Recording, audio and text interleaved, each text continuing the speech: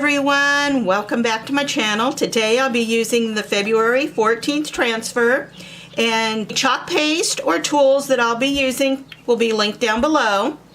I just wanted to mention that the Chalk Couture, my website, just got a new makeover and it's so much easier to use, so go check it out.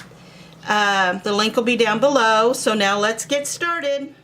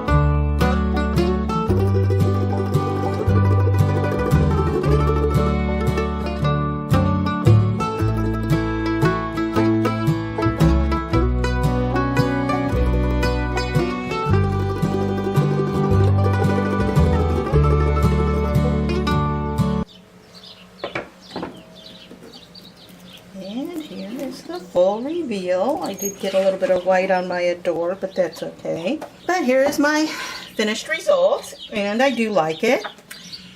And yeah, I probably could have laid that back down and redid it, and I could when it dries.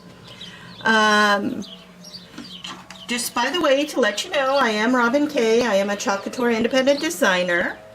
I hope you enjoyed this video, and thanks for watching. And don't forget to like and subscribe my video, and I will see you in the next one.